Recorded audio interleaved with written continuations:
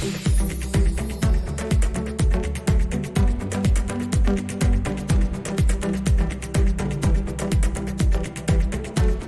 yang membantu saya dalam menghadapi kesulitan itu support system ataupun dukungan dari keluarga, dari teman juga. Terus kita punya kemauan untuk terus belajar, untuk terus berjuang.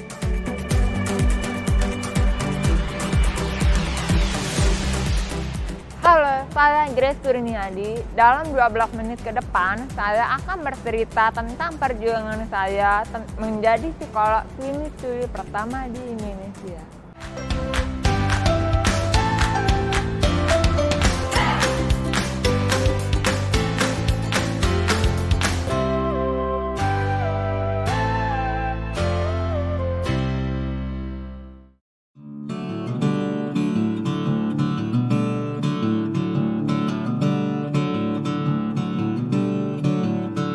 Ya, jadi nama saya adalah Grace Kurniadi. Saya mau 28 tahun dan juga kegiatan saya saat ini adalah melayani di platform Bully It. Itu adalah sebuah aplikasi dan juga saya juga melayani konseling pribadi juga.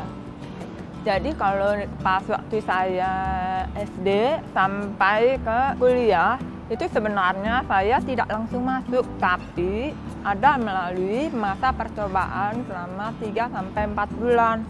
Nah, di setiap jenjang itu saya diberikan masa percobaan dan juga puji Tuhan saya bisa melalui masa percobaan itu dengan baik. Jadi saya bisa lanjut ke setiap jenjang-jenjang tersebut. Nah, pada saat saya awal masuk ke SD, itu saya mulai merasa itu kayak kok beda gitu dibandingkan dengan teman-teman yang lain, karena saya menjadi satu-satunya tuli yang ada di sekolah itu.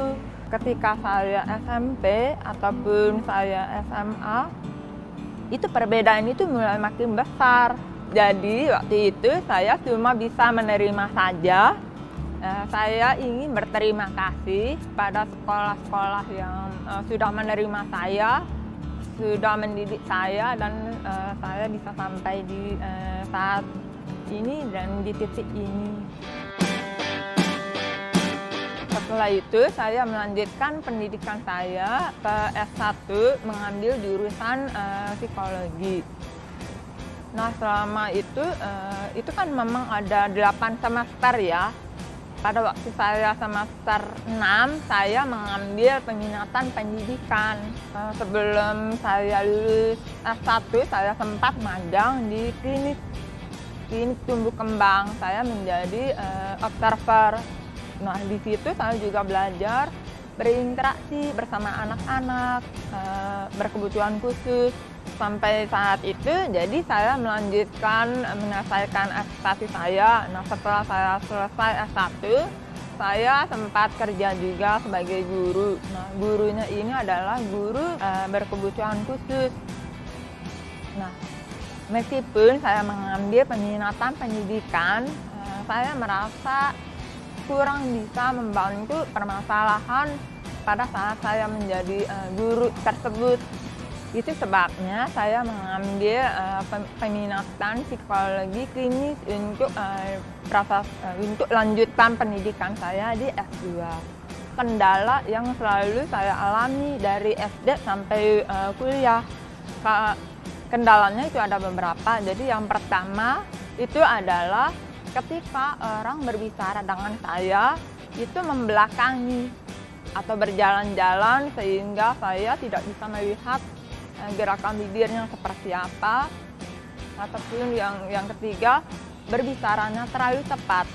Nah, kalau hal-hal itu sudah terjadi, biasanya yang saya lakukan adalah saya ungkapkan kebutuhan saya. Faktor yang membantu saya dalam menghadapi kesulitan itu sebenarnya kalau yang dari eksternal itu adalah support system ataupun dukungan dari keluarga, dari teman juga. Terus faktor internalnya adalah kita punya kemauan untuk terus belajar, untuk terus berjuang.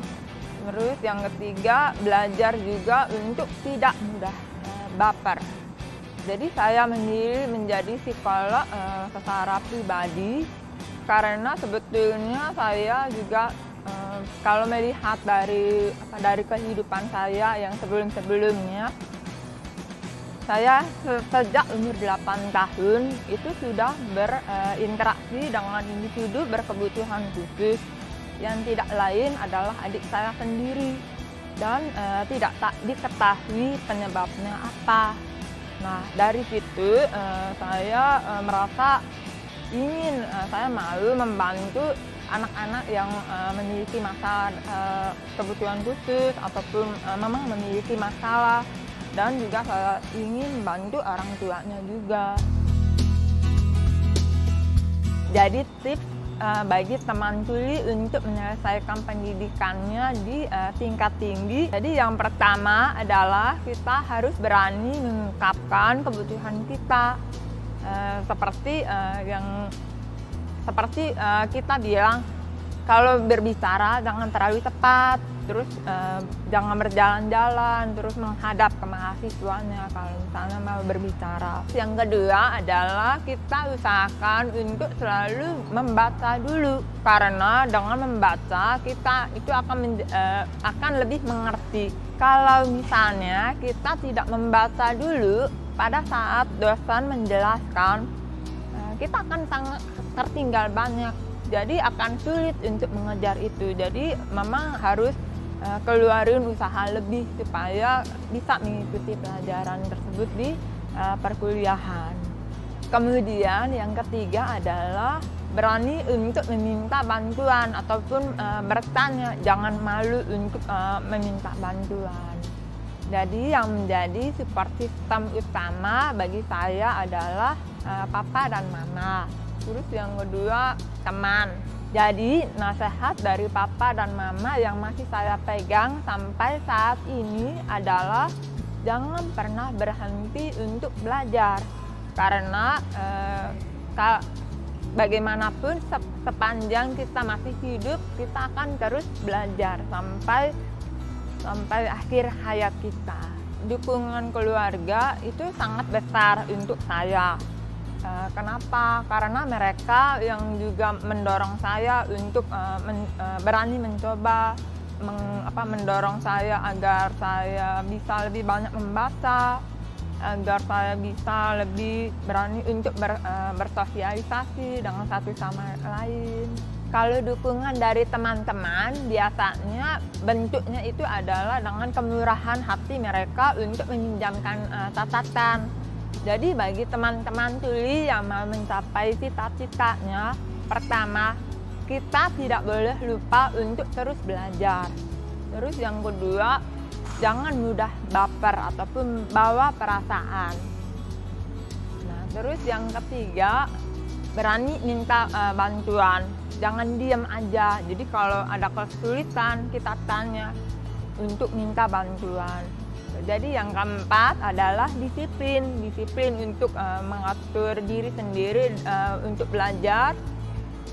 Terus yang kelima, rendah hati. Jadi saat ada orang yang menasehati, kita terima saja. Oke, harapan saya untuk orang tua penyandang disabilitas adalah para orang tua bisa sabar dan juga tidak merendahkan anak hanya karena disabilitas yang dimilikinya, dan juga para orang tua ini bisa lebih disiplin untuk mendidik anaknya dalam belajar, dan juga orang tua bisa mengajarkan anaknya ini kemandirian. Harapan saya untuk lembaga pendidikan adalah untuk memfasilitasi dan memberikan kesempatan bagi penyandang disabilitas untuk menempuh pendidikan di tempat mereka. Tapi tentunya memperhatikan dengan aksesibilitas yang sudah berusaha untuk ditingkatkan. Kalau untuk perusahaan, untuk bisa memberikan kesempatan kerja bagi para penyandang disabilitas itu tentunya akan membutuhkan banyak kerjasama dari berbagai pihak. Jadi tidak bisa dari satu pihak perusahaan. Jadi memang harus kerjasama dengan pihak yang lain yang mungkin bisa mengakomodasi ataupun menjembatani antara penyandang disabilitas itu dengan pihak perusahaan itu sendiri. Jadi harapan saya untuk pemerintah dan masyarakat untuk penyandang disabilitas ini adalah lebih memperhatikan aksesibilitasnya. Karena menurut saya memang sih teknologi di zaman sekarang itu sudah lumayan bisa membantu. Nah, kalau untuk masyarakat sendiri sebenarnya sama, tinggal bagaimana kita mau membantu para penyandang disabilitas itu. Kalau untuk sekarang saya rencananya ini adalah ingin melancarkan bahasa isyarat. Terus yang kedua mungkin saya ingin membuat buku. Yang ketiga, saya juga ingin bisa berkarya lebih jauh bagi masyarakat dan juga bagi semua.